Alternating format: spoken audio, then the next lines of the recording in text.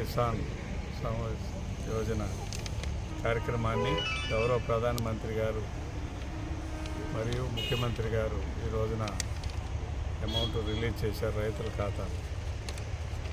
ఇది రాష్ట్ర వ్యాప్తంగా 48 లక్షల చిల్లర ఉంటే నియోజకవర్గంలో 27,339 మందికి ఈ రెండో ఇన్స్టాల్మెంట్ రిలీజ్ చేయడం జరిగింది. మొదటి ఇన్స్టాల్మెంట్గా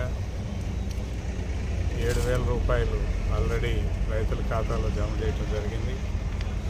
రెండో ఇన్స్టాల్మెంటు ఈ రోజున వేయటం జరిగింది. మొదటి ఇన్స్టాల్మెంటు 2,000 రూపాయలు PM కిసాన్ అయితే 5,000 రూపాయలు అన్నదాత సుఖీభవ రాష్ట్ర ప్రభుత్వం ఇచ్చింది. రెండో ఇన్స్టాల్మెంట్ కూడా 2,000 రూపాయలు PM కిసాన్లో వస్తే 5,000 రూపాయలు రాష్ట్ర ప్రభుత్వం అందజేస్తూ ఉంది. మూడవది జనవరిలో ఇస్తారు, అది 2,000, 4,000 వస్తుంది, అంటే 6,000 రూపాయలు వస్తాయి. ఈ రకంగా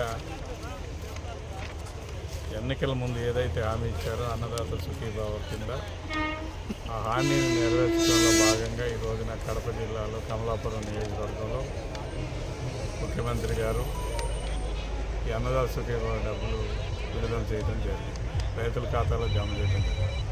గౌరవ ప్రధానమంత్రి నరేంద్ర మోడీ గారు కోయంబత్తూరు నుంచి కార్యక్రమం నిర్వహించారు.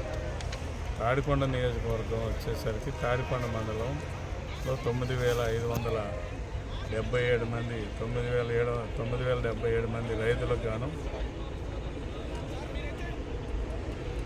1,227 లక్షల రూపాయలు రిలీజ్ చేయడం జరిగింది.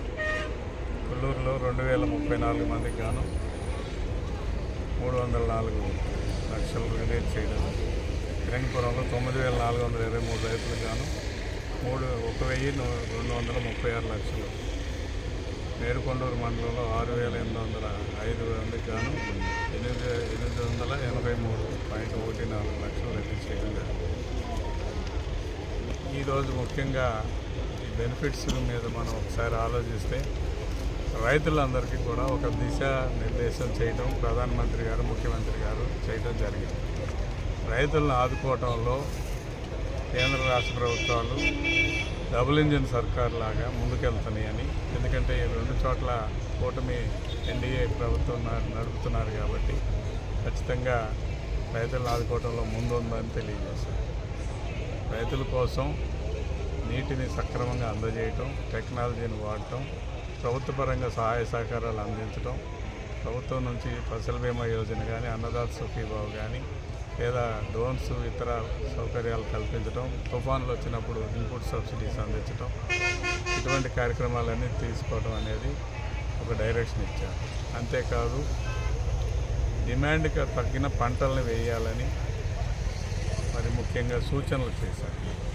ప్రజలు ఏదైతే ఎక్కువ వాడుతున్నారో, ప్రజలంటే మన రాష్ట్రం ఒక్కటే కాదు ప్రపంచవ్యాప్తంగా ప్రజలందరూ కూడా వాడుతున్న పంటల్ని అందించడానికి కృషి చేయాలి రైతులందరూ అని కూడా ఏర్పాటు అని సూచన చేశారు. దానికోసం రెండు ప్రభుత్వాలు చర్యలు తీసుకుంటాయని కూడా ప్రత్యేకంగా తెలియజేశారు. ఇటీవల కాలంలో భారతదేశంలో మరి ముఖ్యంగా ఆంధ్రప్రదేశ్, పంజాబ్ లాంటి రాష్ట్రాల్లో రసాయనిక ఎరువులు, పురుగు మందులు ఎక్కువగా వాడటం చేత ప్రజల్లో అనారోగ్య సమస్యలు ఎక్కువ అవుతున్నాయి. కాబట్టి మనందరం కూడా ప్రకృతి వ్యవసాయం వైపుకు మళ్ళాలని రాష్ట్ర ప్రభుత్వం, ముఖ్యమంత్రి గారు, ప్రధానమంత్రి గారు సూచన చేశారు. దానికోసం చక్కటి తోడ్పాటును అందిస్తామని తెలియజేశారు.